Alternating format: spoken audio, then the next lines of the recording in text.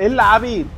الكلام مش عليك ولا عليك عشان مش عاوزين مشاكل، يعني ما تفكرنيش بلقح على حياتك مع حماتك، ولا انت تاخد الكلام على صدرك بمناسبة الترم الجديد ومشاكلك مع الدكاترة. احنا هنتكلم في المطلق بداية من ظهور العبودية في نقوشات على جدران الحضارات القديمة زي السومرية والفرعونية لحد دلوقتي.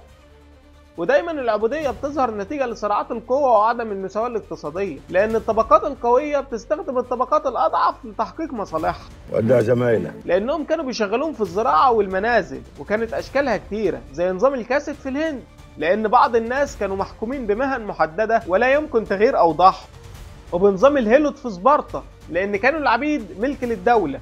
This is Sparta! وما زالت بعض الدول حتى الآن متهمة بنظام العبودية الحديثة زي كوريا الشمالية، إريتريا، باكستان، الهند، الصين.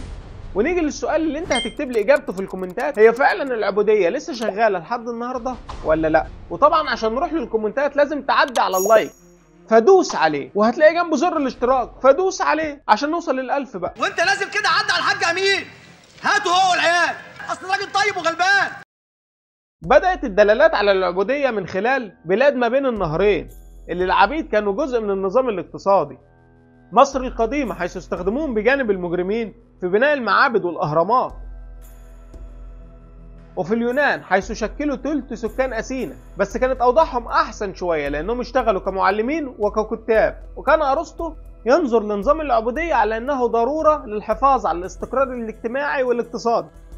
وفي روما القديمة استخدموهم في الأعمال الشاقة، والكولوسيوم للترفيه زي ما انت شايف، وكان يعتبر العبد ممتلك بكل المقاييس لمالكه. ده حتى العبد كان بيتعمل له وشم من النار تعود رمزيته للمالك، كان بيعمل له لوجو. وكانت من أصعب الحضارات على العبيد حيث أسروا مئات الآلاف من خلال حملاتهم العسكرية، ووصولا للفايكنج اللي كانوا بيحصلوا عليهم بسبب مهاجمتهم لفرنسا وإنجلترا، حيث شكل العبيد جزء رئيسي من مجتمعهم، وكانوا أحيانا بيستخدموهم كقرابين بشرية. وكانت طرق الحصول على العبيد متشابهة، وهي من خلال الحروب زي غنائم الحرب أو الديون والفقر، ليضطر أحيانا المديون لبيع نفسه أو أحد أفراد أسرته للدائن لتسديد الدين، زي بابل القديمة، لأنه كان يتم استعباد المدان للدائن حتى تسديد الدين، وصولا لقانون حمورابي على قهوة في آخر فيصل قاعد مصمص في النابوت، اللي وضع قيود لهذه الممارسة وحدد أن أقصى مدة للاستعباد هي 3 سنوات. والخطف أو القرصنة حيث هاجم البربر سواحل أوروبا وخطفوا آلاف العبيد لبيعهم للعالم العربي والعثمانيين، ده غير خطفهم للأفارقة اللي وصلوا ل 12 مليون. وأديرت العملية عن طريق المثلث التجاري، وهو أفريقيا لخطف العبيد، أمريكا لإرسالهم للعمل في مزارع السكر والقطن والتبغ من خلال رحلة الموت، لأنه كان بيموت 20% من الأفارقة بسبب نقص الأطعمة والظروف القاسية للشحن. يلا يا ولاد راسة الموت ودعوا صاحبكم. وأوروبا لمبادلة السلع بالكحول والأسلحة.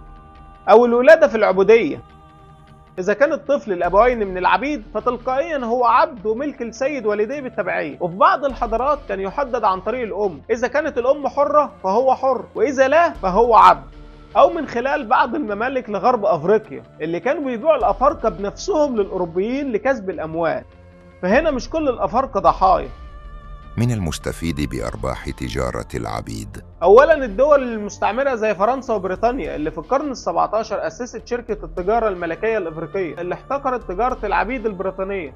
ويذكر المؤرخ إريك ويليامز استخدمت ثروات تجارة العبيد في تمويل الثورة الصناعية. والأرباح برضو كانت من خلال العمل في مزارع المستعمرات البريطانية اللي كانت بتعتمد بشكل شبه كامل على العمالة المستعبدة لخفض تكاليف الإنتاج، فبالتالي تحقيق الثروة. كما وصف المؤرخ سفين بكريت أن القطن المستعبد كان حجر الأساس للرأسمالية الحديثة، لأن أرباح القطن كانت بتمثل حوالي 50% من إجمالي صادرات الولايات المتحدة 1860. كما أن مستعمرة هايتي الفرنسية قبل الثورة تنتج 40% من إجمالي سكر العالم بفضل العبيد. وبسبب ان اشهر مجالات العمل للعبيد كانت الزراعة، فكان متوسط عمر العبد 7 سنين. فخلي بالك بقى لو انت بتشتري عبد شوفه تربية بيت ولا ارض. لا ده اتفتح لا. وطبعا الرقم ده ناتج عن المعاملة السيئة للعبيد زي الجلد او التعذيب او البيع القسري، حيث ان اي اسرة من العبيد كانت معرضة للانفصال عن طريق بيع الزوجة او الزوج او الاطفال لملك اخر. وكتب الناشط فريدريك دوغلاس وده كان عبد سابق قائلا عن المعاملة: رأيت أمي تجلد وتنزف، رأيت أصدقاء يباعون وكأنهم مواش، لم يكن هناك رحمة. فطبعا انت لو ما عجبكش الكلام ده والشيطان لعب في مخك وهربت، خلي بالك اللي يمسكوك، قلت لك هيثبتوك، عشان لو اتمسكت هتتعدم. وقتل المالك لعبده ما كانش جريمة عند الرومان وفي معظم الحضارات، انما انقلاب العبد على سيده دي بلوى، ده الامبراطورية تقوم ما تقعدش.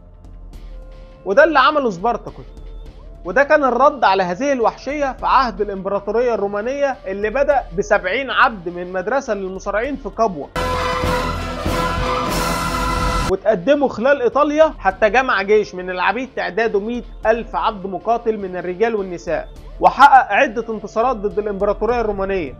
تعدينا نأذوك يلا وندقوك علشان بشوات عايشنا منك، ما نخافش احنا يا باشا غير من اللي خلقنا، ولا هبنا الموت ولا هبنا اسود علشان في عركنا سيوفنا تفوت غرقنا، احنا صعب انت يابا تغرقنا. إلى أن بعد عامين من الثورة ووصفها بأنه ليس عبد سائر بل قائد عسكري استخدم تكتيكات حربية أرهقت روما، إلى أن تمكن القائد الروماني ماركوس كراسوس من هزيمة جيش سبارتاكوس وأباد الآلاف منهم، والناجين صلب منهم 6000 على طول طريق إبيان كتحذير لأي تمرد مستقبلي. إلى أن تعد أول ثورة ناجحة للعبيد هي ثورة هيتي، أغنى مستعمرة فرنسية، حيث بعد 13 عام من الحرب على الفرنسيين نجحوا في طردهم وإعلان هيتي مستقلة عام 1804 ميلادية، حيث كانت الزلزال اللي هز مؤسسة العبودية في العالم الغربي وألهمت حركات التحرر المستقبلية زي سيمون بوليفار اللي قاد حركات استقلال ضد الأسبان في أمريكا الجنوبية، ثم ثورة تورنر 1831 في فرجينيا حيث قتل خلالها 60 من ملاك العبيد، لكن تم قمع الثورة بسرعة وأعدم قائدها تورنر مع عشرات العبيد، وتم بعدها تأسيس القوانين في الولايات الأمريكية الجنوبية ضد العبيد كمنعهم من التعليم والتجمعات، وكانت الولايات الجنوبية الأشد عنصرية على العبيد. أمتي انتهت العبودية؟ فاكر هيتي 1804 اللي علموا على الفرنسيين؟ اعتبرت كأول دولة ألغت العبودية، ثم توالت بالتدرج وصولا للسعودية وموريتانيا 1962 1981 كآخر الدول اللي حصرت العبودية رسميا. كما أن الثورة الصناعية ساهمت في إنهاء العبودية بسبب ظهور الرأسمالية وتغيير الطلب على العمالة، حيث ازداد الطلب على التقنيات والمهارات، وهو عكس العبودية اللي كانت بتعتمد فقط على القوة البدنية. وطبعا مع ظهور الأفكار الليبرالية بدأت التحركات أكثر ضد العبودية، ده غير بعض الجمعيات اللي نشأت في بريطانيا والولايات المتحدة الأمريكية زي حركات إلغاء العبودية. كما أن الحرب الأهلية الأمريكية لعبت دور مهم جدا في إنهاء العبودية، حيث أصدر إبراهام لينكولن إعلان تحرير العبيد 1863 ميلادية. طب هي فعلا انتهت بشكل رسمي؟ فلا، فأكثر من 50 مليون شخص ما زالوا يعانون تحت مسمى العبودية الحديثة، العمل القسري، الزواج القسري، استغلال العمال المهاجرين زي بعض الدول اللي بتشغل العمال بأجور أقل كتير عن العمال المحليين. وحسب تقرير لعام 2022 بأن 86% من العمل القسري موجود في القطاع الخاص زي المصانع والأعمال الأخرى، وطبعا هي مستمرة إلى الآن بسبب ضعف القوانين في بعض الدول في آسيا وأفريقيا. وفي النهاية كان في سؤال في بداية الحلقة كنت عاوز إجابته في كومنت، طبعا من غير ما تنسى اللايك والاشتراك، أنا قلت أفكرك بس.